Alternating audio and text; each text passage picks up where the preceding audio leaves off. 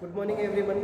Previous lecture में अपन discuss कर रहे थे साइकोट्रोपिक ड्रग्स के बारे में। ठीक है, साइकोट्रोपिक ड्रग्स क्या होती हैं उसके बारे में मैंने आपको बताया था। ठीक है, इसके साथ साथ में जो साइकोट्रोपिक ड्रग्स है उसके क्लासिफिकेशन कौन कौन से हैं साइकोट्रोपिक ड्रग्स के। ठीक है, उसके अंदर अपन पढ़ रहे थे फर्स्ट साइकोट्रोपिक ड्रग कौन सी, यानी साइकोट्रोपिक के ड्रग्स के बारे में। ठीक है, तो साइकोट्रोपिक ड्रग्स के बारे में अपन ने पढ़ा था कि उसके अंदर साइकोट्रोपिक ड्रग्स के अंदर कौन कौन से क्लासिफिकेशन। उसके अंदर फर्स्ट जो ड्रग पढ़ रहे थे अपन एंटी साइकोटिक ड्रग्स। जो कौन सी ड्रग्स थी? Anti psychotic drugs. तो एंटी साइकोटिक ड्रग्स के बारे में अपन ने पढ़ा। उसके अंदर एंटी साइकोटिक ड्रग्स के क्या होती है एंटी साइकोटिक ड्रग्स। ठीक है, और इसका मैकेनिज्म एक्शन क्या होता है एंटी साइकोटिक ड्रग्स का। ठीक है, अब अपन नेक्स्ट इसकी बात करते हैं और इसके इंडिकेशन कौन कौन से थे, इंडिकेशन के बारे में अपन ने पढ़ा। अब आज अपन डिस्कस करते हैं classification of anti psychotic drugs, यानी जो एंटी साइकोटिक ड्रग्स है उसका क्लासिफिकेशन, यानी उसके अंदर कौन कौन सी ड्रग्स आएगी। तो देखो कौन कौन सी ड्रग्स है, इसको क्लासिफाइड कर रखा है 4 टाइप्स के अंदर। कौन कौन सी है? फिनोथाइजिन जो ड्रग्स है। ठीक है, 4 कैटेगरी के अंदर डिस्क्राइब कर रखा है। फिनोथाइजिन, थायोजेंसिन, ठीक है, ब्यूटाइरोफिनोन और एटाइपिकल एंटीसाइकोटिक ड्रग्स। इनके अंदर इनको क्या कर रखा है? डिस्क्राइब कर रखा है। इनके कुछ एग्जाम्पल्स हैं कौन कौन से, जैसे फिनोथाइजिन है। फिनोथाइजिन ड्रग्स के कौन कौन से एग्जाम्पल है? क्लोरप्रोमाजिन, ठीक है, ट्राइफ्लूप्रोमाजिन, ठीक है, ट्राइफ्लूप्रोमाजिन ड्रग्स, ये किसके हैं? फिनोथाइजिन ड्रग्स के। ठीक है, नेक्स्ट कौन सा है? थायोजेंसिन, फ्लूपेंथीजोल, ठीक है, ये नेक्स्ट है ब्यूटाइरोफिनोन। ब्यूटाइरोफिनोन का एग्जाम्पल कौन सा है? हेलोपेरिडोल, ठीक है, और एटाइपिकल जो एंटीसाइकोटिक ड्रग्स है इसके एग्जाम्पल कौन कौन से, जैसे क्लोराजापाइन और ओलेनाजापाइन। ये एंटीसाइकोटिक जो ड्रग्स है, एंटीसाइकोटिक ड्रग्स के क्लासिफिकेशन के बारे में। क्लासिफिकेशन ऑफ ड्रग्स के बाद में अपन डिस्कस करेंगे इसके साइड इफेक्ट्स के बारे में।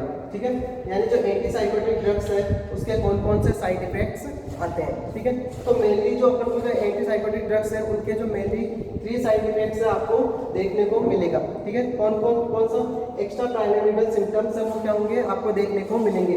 एक्स्ट्रा जो पायरामिडल सिम्टम्स है इनके अंदर 3 आपको सिम्टम्स है वो देखने को मिलेंगे। कौन कौन से? न्यूरोलेप्टिक इंड्यूस पार्किंसन, ठीक है, एक्यूट डिस्टोनिया और एकैथेसिया। ये 3 आपको सिम्टम्स है मेनली आपको देखने को मिलेंगे। किसके अंदर किसके एंटीसाइकोटिक ड्रग्स के साइड इफेक्ट्स आपको देखने को मिल सकते हैं। न्यूरोलेप्टिक इंड्यूस पार्किंसन क्या होते हैं? न्यूरोलेप्टिक इंड्यूस पार्किंसन के अंदर रिजिडिटी देखने को मिल सकती है। ठीक है, रिजिडिटी का मतलब क्या है? यानी टाइटनेस हो सकती है मसल्स है, वो क्या होगी? टाइटनेस हो सकती है मसल्स के अंदर। ठीक है, ट्रेमर का मतलब क्या है? यहाँ पे इनवॉलेंट्री क्या होंगे? मूवमेंट हो सकते हैं, involuntary movements, episode of involuntary movements. ठीक है,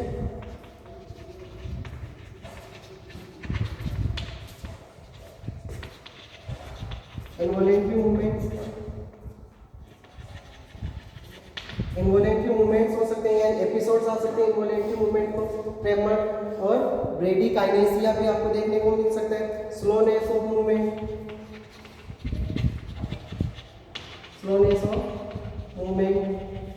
ठीक है। क्या क्या हो सकता है? न्यूरोलेप्टिक इंड्यूस पार्किंसन के अंदर रिजिडिटी देखने को मिल सकती है। ठीक है, रिजिडिटी हो सकता है, ट्रेमर हो सकता है, ब्रेडिकाइनेसिया एंड स्लोनेस ऑफ मूवमेंट। ठीक है, इसके अलावा एक्यूट डिस्टोनिया की कंडीशन आपको देखने को मिल सकती है। एक्यूट डिस्टोनिया क्या होता है? इनवॉलेंट्री मूवमेंट ऑफ मसल्स के अंदर इनवॉलेंट्री मूवमेंट्स आपको देखने को मिल सकते हैं। ठीक है, नेक्स्ट एकैथेसिया की कंडीशन आपको देखने को मिल सकती है। It is a condition of restlessness. जो एकैथेसिया है वो किसकी कंडीशन है? रेस्टलेसनेस की कंडीशन है। ठीक है, इसके अंदर क्या होता है? जो पर्सन है वो क्या होता है? इनेबल, ठीक है, नॉट एबल टू सिट, यानी बैठने के अंदर वो क्या नहीं होता है? एबल नहीं होता है। उस कंडीशन को अपन क्या बोलते हैं? एकैथेसिया बोल सकते हैं। इसके मेनली एक्स्ट्रा पायरामिडल सिम्टम्स, ये मेनली आपको सॉरी साइड इफेक्ट्स है वो आपको देखने को मिल सकते हैं। इसके अलावा कुछ और भी साइड इफेक्ट्स हैं जो आपको देखने को मिल सकते हैं, जैसे कॉन्स्टिपेशन। और क्या कॉज कर सकती है ये ड्रग्स? कॉन्स्टिपेशन कॉज कर सकती है, ठीक है। ड्राई माउथ,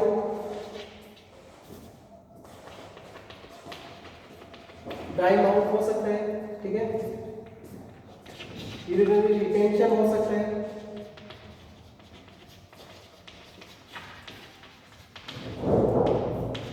यूरिनरी रिटेंशन हो सकता है, ड्राई माउथ हो सकता है, माइड्रियासिस हो सकता है। माइड्रियासिस क्या होता है? डायलिटेशन ऑफ प्यूपिल्स,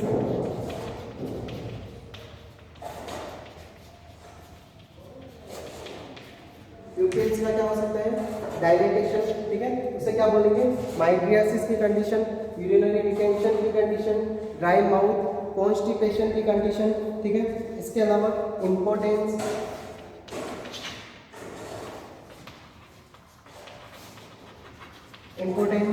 सीजर,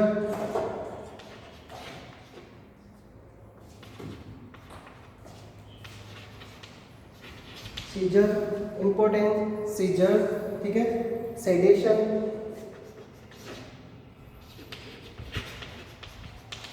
ये सारे साइड इफेक्ट्स है वो क्या हो सकते, इसके एंटीसाइकोटिक ड्रग्स के साइड इफेक्ट्स है वो आपको देखने को मिल सकते हैं। मेनली तो कौन सा देखने को मिलेगा?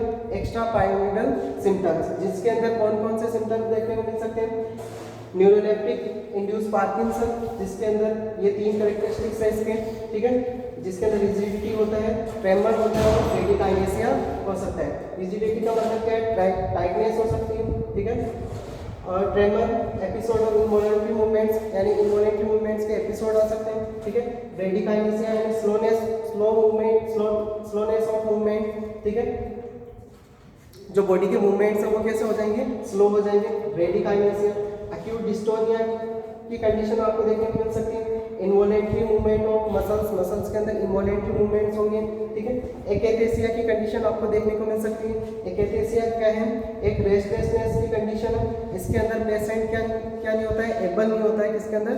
सीट के अंदर या बैठने के अंदर क्या नहीं होता है? एबल नहीं होता है। इसके अलावा और कुछ साइड इफेक्ट्स हैं, जैसे कॉन्स्टिपेशन की कंडीशन, ड्राई माउथ, ठीक है, यूरिनरी रिटेंशन, माइड्रियासिस का मतलब है डायलिटेशन ऑफ प्यूपिल्स का dilatation, importance, erectile dysfunction. Importance किसे बोलेंगे? Erectile dysfunction.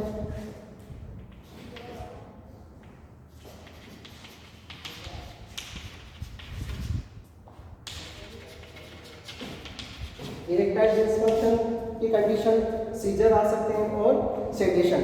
ये सारे साइड इफेक्ट्स हैं वो किसके देखने को मिल सकते हैं? आपको एंटीसाइकोटिक ड्रग्स के आपको क्या देखने को मिल सकते हैं? साइड इफेक्ट्स देखने को मिल सकते हैं, ठीक है। ये तो हो गई किसकी बात? इसके साइड इफेक्ट्स के बाद जो एंटीसाइकोटिक ड्रग्स हैं उसके साइड इफेक्ट। नेक्स्ट अपन अब इसकी बात करते हैं नर्सेज रेस्पॉन्सिबिलिटी, कि एक नर्स है वो अगर कोई भी पेशेंट कौन सी ड्रग्स ले रहा है? एंटीसाइकोटिक ड्रग्स ले रहा है, तो एक नर्स की क्या रेस्पॉन्सिबिलिटी है, ठीक है। तो अपन क्या नर्स है वो करेगी, ठीक है। तो फर्स्ट देखो, अगर मान लो कॉन्स्टिपेशन की कंडीशन, अगर कॉन्स्टिपेशन की कंडीशन है तो अपन क्या दे सकते हैं? लेक्सेटिव ड्रग्स है वो प्रोवाइड कर सकते हैं, या अपन क्या किसके लिए एजुकेट कर सकते हैं पेशेंट को कि जो फाइबर डाइट्स है, फाइबर डाइट ले, ठीक है।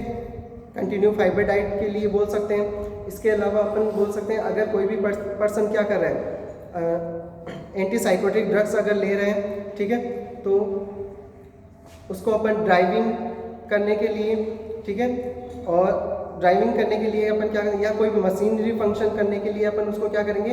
अवॉइड करेंगे, बोलेंगे आपको ड्राइविंग नहीं करनी है, ना ही मशीनरी वर्क नहीं करना है, क्योंकि क्या ये इसका जो साइड इफेक्ट कौन सा है? सीजर आ सकती है। अगर मान लो सीजर आ जाए, ड्राइविंग करते हुए सीजर आ जाए, एक्सीडेंट के चांसेस है। अगर कोई मशीनरी वर्क कर रहे हैं तब अगर सीजर आ जाए, तब किसके चांसेस है? एक्सीडेंट होने के चांसेस है, ठीक है, तो इंजरी होने के चांसेस है, ठीक है। इसके अलावा वो नर्स क्या कर सकती है? असेस ब्लड प्रेशर जो ब्लड प्रेशर है रेगुलरली क्या कर सकती है, उसको असेस कर सकती है, ठीक है। इसके अलावा जितने भी एंटीसाइकोटिक ड्रग्स हैं उसके जो भी साइड इफ़ेक्ट्स हैं उनको मॉनिटर करेगी नर्स है, क्या कर सकते हैं, जितने भी एंटीसाइकोटिक ड्रग्स है इसके जो भी साइड इफ़ेक्ट्स आ रहे हैं उन सभी को मॉनिटर करने का काम कर सकती है, ठीक है। इसके अलावा आपको एडवाइस करना है पर्सन को कि क्या लें, ज़्यादा से ज़्यादा प्लेंटी वाटर का यूज़ करें, यानी ज़्यादा से ज़्यादा पानी पिए, ठीक है। क्योंकि कौन सी कंडीशन है यहाँ पे, ड्राई माउथ की कंडीशन है, ठीक है।